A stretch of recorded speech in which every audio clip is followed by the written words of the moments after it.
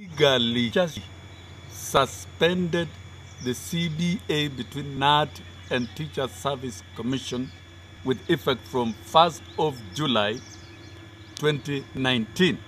And you did so via an official statement from the Communications Department signed by Kihumba Kimotho on the 28th of July.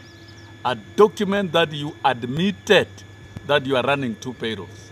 You admitted that you are running two payrolls. And indeed, all the teachers who have remained members of NAT have not benefited from the CBA, have not been promoted, and all the other teachers have been promoted.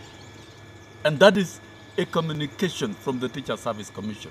It is what is going on in your payroll at the moment. And that is contrary to clause number 19 of the CBA of non-discrimination, that both parties must not practice discrimination whatsoever. And therefore, you are already openly, clearly discriminating against members of KNUT by locking them out of the CBA, which was negotiated. It was fought for because NAT led a strike of 36 days against you, the Teacher Service Commission. And that culminated in the negotiation and signing of the 54 billion collective bargaining agreement. How then do you discriminate against our members contrary to the provisions of Section 19 of the CBA? So essentially, you are criminals because we have violated the CBA. All the commissioners and the management should be in jail for violating a CBA and provoking a labor movement, teachers of this country, almost to a strike. In fact, this should have caused an instant strike when you suspended the CBA. Section 16 of the Code of Regulations, which is very clear about non-discrimination. You have also violated the provision of the labor law. That is very clear that workers are paid equal pay for equal value of work done.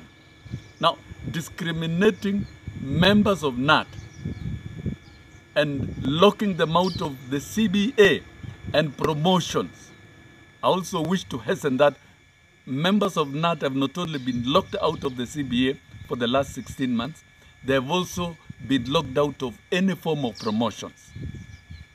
And therefore, locking them out is just but an act of discrimination that goes against labor law and the ILO standards. And number 3, you are using illegal tools to manage teachers. The Employment and Labor Relations Court, which is your own application through course number 151, returned that the career progression guidelines are illegal, and the circular of 2nd of May was nullified. If a court of law has nullified a circular, where are you getting the powers to continue using the same CBG? And we need an answer on that. We've been quiet, not that we've not been seeing. You are disobeying court orders, and you should be in jail. The management and commissioners of the Teacher Service Commission. And the court said very clearly, the Code of Regulations for teachers shall only apply in the promotion of teachers for all eligible unionizable members. And you've taken it upon yourself to interpret that ruling to suit your interest. And we wish to correct it this way. Eligible members of a union in accordance with the Labor Relations Act means all unionizable employees in that trade. And therefore, all the 319,000 teachers in this country are eligible unionizable members. To the government, that is wrong. We shall be the greatest partners, and we've committed ourselves to be the greatest partners of government. And a strong union, as we've repeated, will translate to a strong education system. The problem of education in this country, and the president and his entire government must know, is the Teacher Service Commission. And it is the Teacher Service Commission. Commissioners and the management at Kilimanjaro who are not only perpetrating unfair labor practice, but are also inciting the teachers of Kenya against government. And Teacher Service Commission will destroy the legacy of the president. TSC will destroy the legacy of the president through their activities. And this we are not going to allow. We shall be engaging government directly.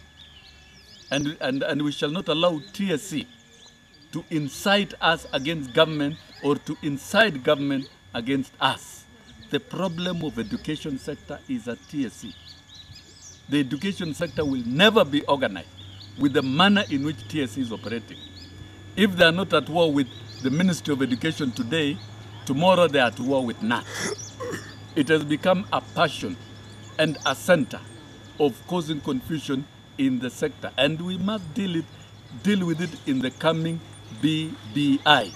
If there is no question or no statute amendment with respect to the Teacher Service Commission and all other constitutional commissions in the coming referendum or activities related to BBI, then we may be reluctant in supporting the process.